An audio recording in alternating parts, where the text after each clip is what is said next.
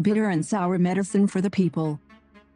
The Salvadoran government is facing a financial crisis and has agreed to a loan of $1.4 billion with the International Monetary Fund, but on the condition that measures be taken that affect the people. Why the agreement? Because since 2019, the government has been spending more money than it collects, and has been going into debt relentlessly, to the point that the public debt has grown by $12 billion, and its annual payment consumes a lot of budget resources. This financial imbalance and excessive debt are mainly due to enormous military and propaganda spending, travel, per diem, and lavish purchases by parliamentary government officials, and corruption by the Bukele family amounting to billions of dollars. Mejor en vez de andar volando en... Now, instead of flying in a helicopter, each flight costing us $5,000, from his house to the presidential house, those are the flights he makes, and that's why we're paying $5,000 to $6,000 per flight. $5,000 a $6,000 por vuelo. The debt is so high that the government risks not having sufficient funds, so it has asked the International Monetary Fund for a loan.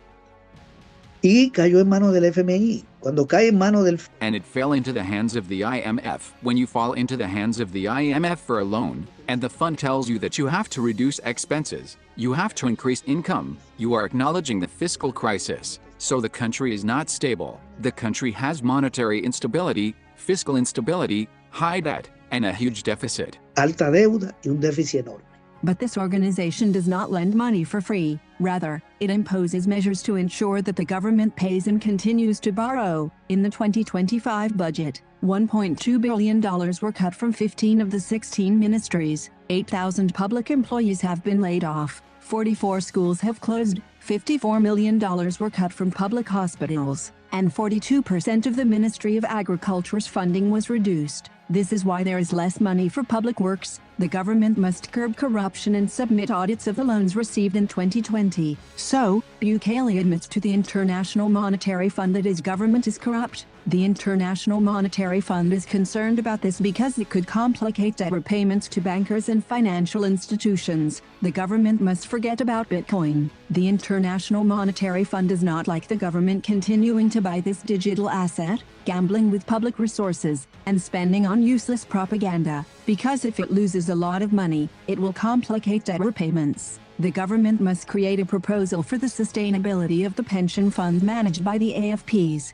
from which it has taken so much money that it already owes more than $10 billion, and has not paid anything since 2023. But since it must begin paying in 2027, public finances could collapse. This is what worries the International Monetary Fund.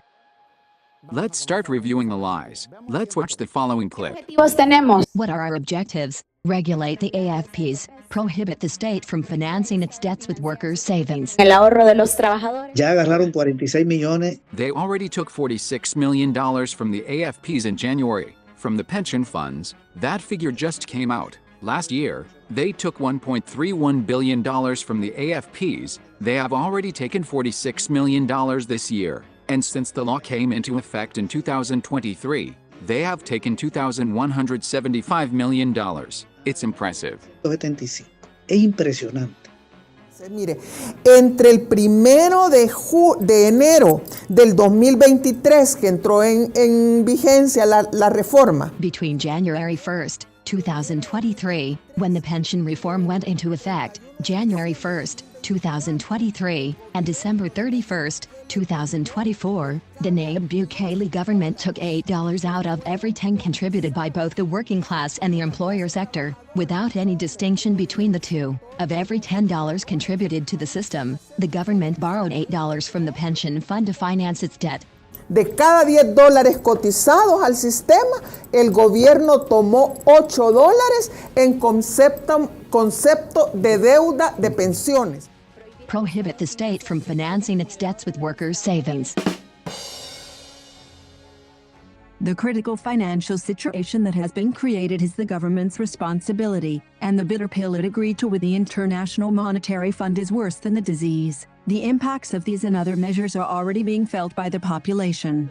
Si de verdad quieres ahorrar, if you really want to reduce government spending, if you really want to show the international community in your own country that you want to reduce government spending, you do not cut spending on education and health, because in other words, you leave people without basic services. You also don't stop taking care of animals. Instead, you cut spending on the army, in propaganda, in the president's office, and security. Instead of driving around in a 12-truck entourage, reduce it to 6. Instead of traveling in luxurious private planes to Argentina, it's better to get an Avianca plane, like most presidents have done and like even the millionaire Salvadoran businessmen do. I mean, better than flying in a helicopter, which each flight costs us $5,000. De andar volando en helicóptero, que cada vuelo nos cuesta $5,000. The people must stop this government's mismanagement. Otherwise, what's coming is a fiscal chainsaw that will sink and disable the country for many years.